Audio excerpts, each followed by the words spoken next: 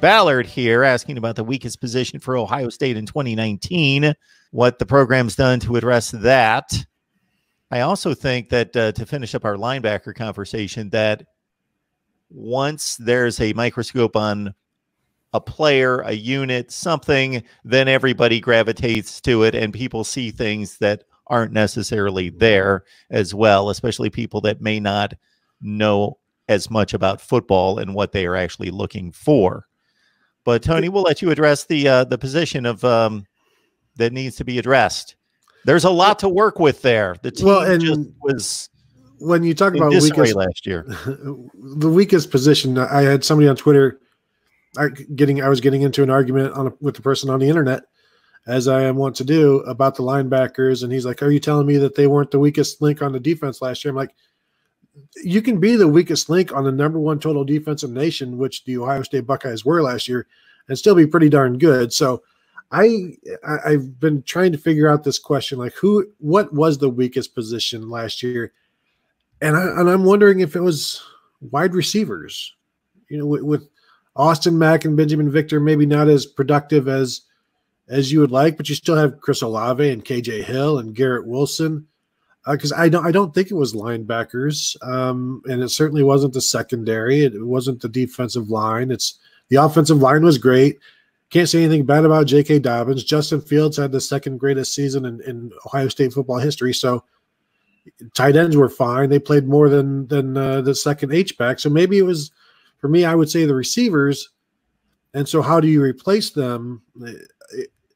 You bring in four, top 100 kids, a couple of 5-stars. You move Garrett Wilson to the slot to take over for KJ Hill, and I would expect him to have much better. I see Kevin mentioned in the text here that the return game. I always forget about it. I don't. The special teams. I think the return game has kind of been negated by the kickoffs. But Kevin, don't sidetrack me just yet. Let me just finish, and then you can go with the return game. Kevin wants to produce this thing. No, I missed you guys so much last week that I'm full of energy. True, but you move Garrett Wilson into the slot. I think he's going to be huge. Chris Olave, Jameson Williams will be fine at the Z, and what do you do at the X? I think that's the biggest question, replacing Benjamin Victor. But I don't think it's that hard. It will be that hard to replace Benjamin Victor. There's a lot of young guys at the receiver, so they're going to be tested. But for me, there might be different answers all around on the weakest position group, but I would go staying away from special teams. I would go with the receivers, and I think they'll be just fine this year. I guess I'll have to jump in with the return game. I'll do it quick. I cut Steve off there. I really hate playing the who is the weakest, etc. Because again, you deal with a team that was a play away from playing for the national championship. We're really splitting some hairs, and Tony hit the nail on the head by saying that a lot of the rules have changed to negate certain aspects of the return game. But if we're really trying to do a deep dive and find somewhere that maybe Ohio State isn't among national leaders in a certain area, I think it would be the return game, just because, all right, with the kickoffs, you have a lot of fair catches or whatnot, but maybe in the punt returns, it's been a while since, everybody would hold their breath with great anticipation and nerves when Jalen Marshall was back there. But since Jalen Marshall, when was the last guy that you saw returning punts on the regular that you thought that had the ability really at any given time to house something?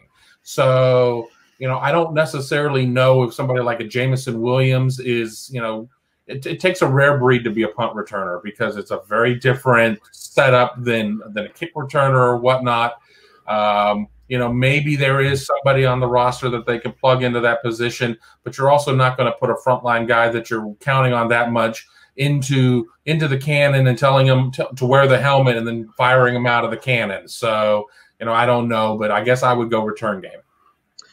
Yeah, I would agree with what I've heard from both of you, that there was room for improvement. I think would be the best way to put it. Both the return game, and that's been several years. as Kevin mentioned. Wide receiver play, yeah, I think Victor was inconsistent. I think Mac was banged up at times, and perhaps that held them back from being completely 5 strong there, because you did have Hill and you had Wilson and you had Olave certainly, who were all big play type guys. So I don't know. Haven't worried too much about that. It is kind of a difficult argument when you have a team that was 13-1 and the first team in Big Ten history to beat 10 Big Ten opponents in a season, and did it by an average margin of like 30-some points per game. I don't know that there's a lot of weaknesses on a team like that, and it took an act of God almost for them to lose a game, and that's kind of what happened. Every bounce and every call went against them, and they lost the game. So I'm not certain that there was a weakness on that team. Football is a game of funny bounces and funny calls sometimes, and they didn't get to play for the national championship, I think, more so because of that than because of any perceived weakness with any one group of the team. I mean, they were a dominant team for the first 12 games, certainly, and then the second half of the 13th game and the first half of the 14th game. So I don't know. They played pretty good. Well, pretty good last season. I don't know where there's a lot of room for improvement, but I'm sure that's what Coach Ryan Day and the rest of them are getting paid to get the they can out of those guys.